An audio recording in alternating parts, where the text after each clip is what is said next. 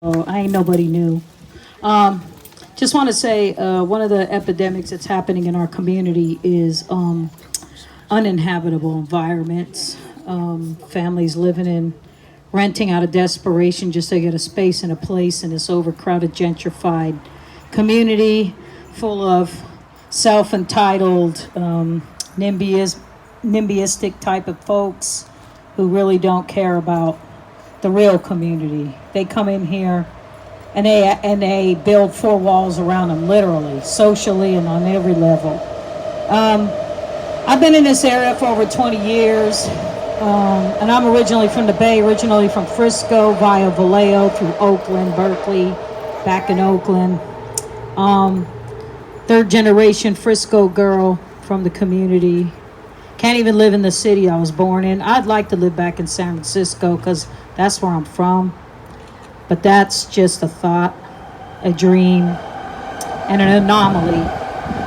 Just want to say that, I got displaced from a place that I was living in for 4.5 years because the owner sold the property, very similar to what happened here. She sold it on a quick sale, and an investor bought it, and he's got it fixed up real pretty, almost looks identical to this. It didn't look that way when I was living in it. It was dilapidated, had really poor exterior condition. Everything was falling apart. I was fixing stuff on the property just so that I could have habitable environment. Internally, the place was fine. It was dry. I made it clean. It was all right. Then I had to move and went to East Oakland and rented a house rental. Little did I know there was a massive sewer breakage underneath it. Had been there for a long time. The main sewage system obviously had separated from the house at some point, maybe in an earthquake, whatnot. But there was just like probably about 10 to 20 feet of sewage under the house that had just been pouring into the dirt, permeating the house structure. And when the winter came and it got wet, it basically attacked us and started killing us. And when I say killing us, I really mean it started to kill us. It started to kill me, especially for the simple fact that I have an autoimmune condition, and it actually started to take my body over. I could feel myself that I was literally dying from it. So I took off out of there. I don't have no big support campaign behind me or nothing.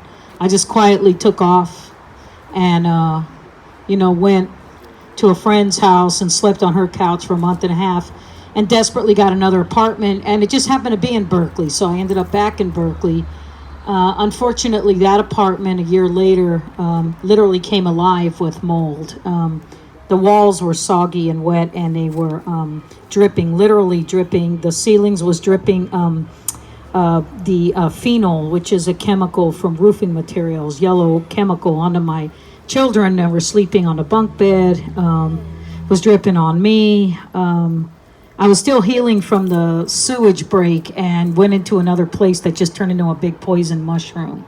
And what had happened was the property management company, Advent Properties here in Oakland, basically was covering it up. And the apartment down below me is actually in worse condition than mine, to the point where you can't even breathe when you walk into it, and its walls are just black in the back. Well, my walls got black too when the winter came in the corner of the kitchen, and the stuff was like a white foam, and it was a black mold, and it just, like everything I own, smells like mildew.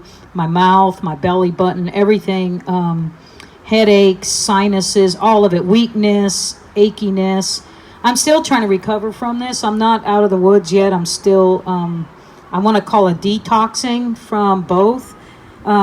Just so you know, the first house had hydrogen sulfide gas poisoning in it, and that will kill you.